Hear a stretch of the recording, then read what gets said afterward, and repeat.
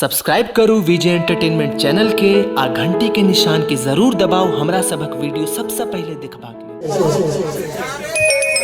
तोता दे बहुत कष्ट वाला रहै छै। अहाँ प्रेम केने छियै, लव आई लव यू। जखन प्रेम कियो करै छै आ प्रेमिका छोड़ के चलि जाइ छै तो पागल भ जाइ छै। आउ की कहै छै, लागैया के मैं चलता नहीं तो जहान खैया। मनीष भैया, लागैया के मैं चलता नहीं तो जहान खैया। लोग सब सुनी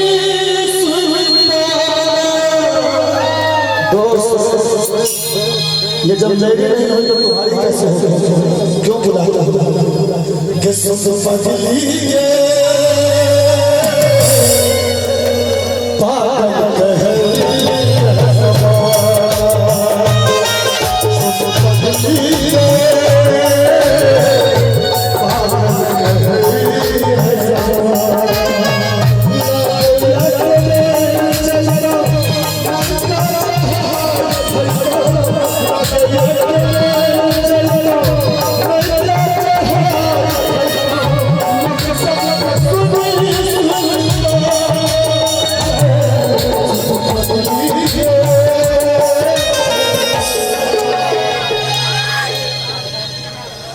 पागल कहे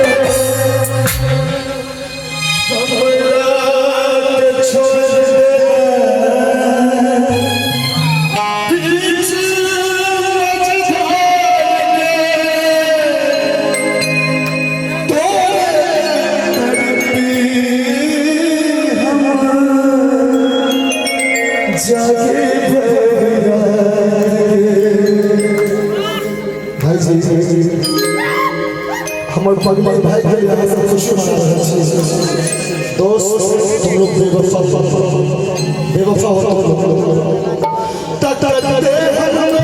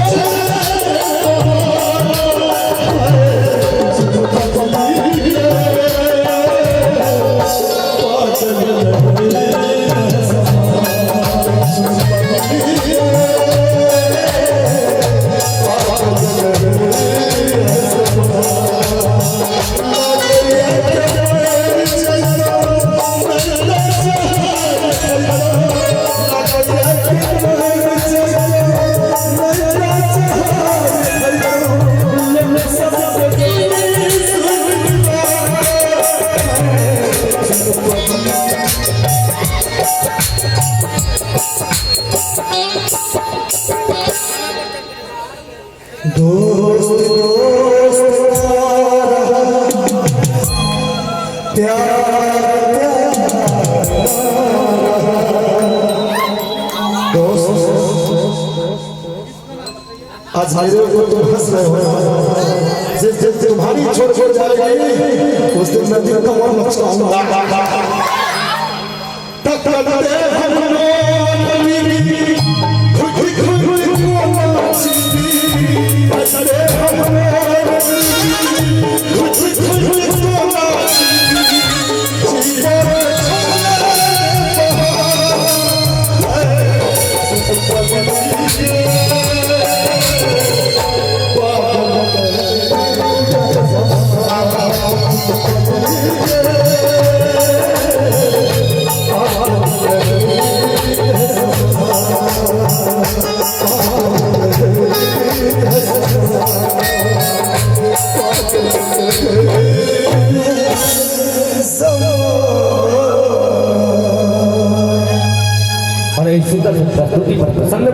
सब्सक्राइब करू विजय एंटरटेनमेंट चैनल के आ घंटी के निशान के जरूर दबाओ हमरा सबक वीडियो सबसे पहले देखबा।